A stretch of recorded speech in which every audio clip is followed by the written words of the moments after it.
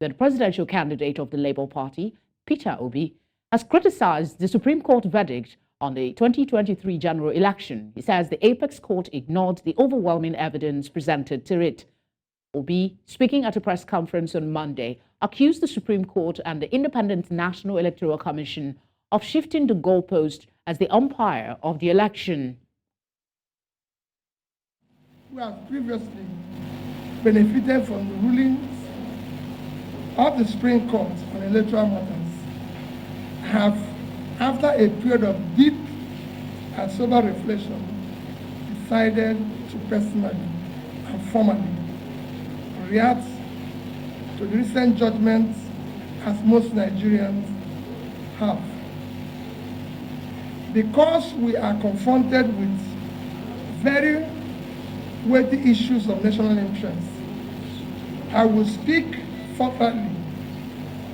As a young student lad at CKC Onitsha, we were taught values and admonished to always choose harder rights instead of easier wrong. Setting legal issues aside, the Supreme Court exhibited a disturbing aversion to public opinion, just as they abandoned its responsibility as court of law and policy.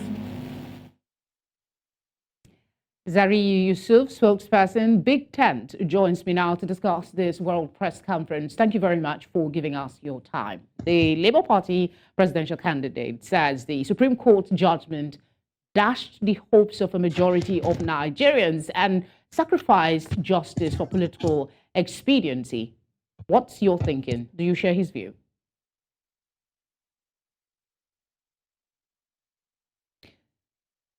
Hello, if you can hear me, Zariyi. Okay, I hope the network from my end is clear. Thank you so much for the opportunity. I hope I'm audible.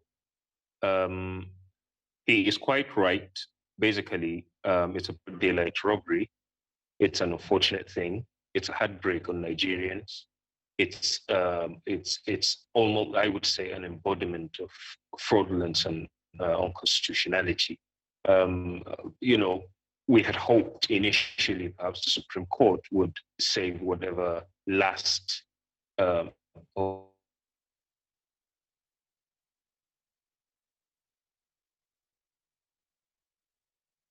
Hey, I think we're having network issues from Zariyi. Zariyi, if you can hear me, we're having trouble getting you clearly. Could you say something again? Let's see if we can establish contact. Zariyi, can you hear me? Yes, I can hear you. Okay, we lost you for a bit. Please recap the tail end of your submission, please. Okay, with regards to Peter Obi's press conference, I'd say he's in every way right that it's a rape on Nigerians. It's a robbery on you know whatever we believed, whatever we stood for, and like I said earlier, before I think the network had a little glitch. It's whatever it is that has happened. I'd call it the embodiment of fraudulence and unconstitutionality. It's just so pathetic. It happened in broad daylight that the hopes of Nigeria towards perhaps holding on to something they would say, yes, we went to the poll, yes, we won at the poll, yes, we would have what we want, we would have a government we can call to account, was unfortunately dashed. And so I think his position is quite apt that he has put it that way. And it's quite unfortunate that, well, we'd call it a civilian coup d'etat because it's more or less a rape on democracy itself as far as Nigeria's history of democracy is concerned. All right, a lot of persons might say it's clear why he has to hold a world press conference. But quickly, in your view, he's not the only candidate that has had a world press conference. The PDP candidate also did that after the Supreme Court judgment. What, in your thinking, was the purpose of the world press conference, seeing that the Supreme Court has ruled? Yes, the Supreme Court has ruled, and I think we owe the world, that he particularly as a matter of fact, I would refer to the whole process of the electioneering period as a revolution for Nigerians, basically, to give birth to something new. And he being the flag bearer of the Labour Party, the party we believe won the election, has a moral responsibility to register our displeasure, to register our heartbreak for the sake of history, and that primarily is what calls for it. And I think he has been he has been a statesman. When he went to court, he made sure, and we stayed by the rules. We played the game by the rules. We did not say one thing and did another.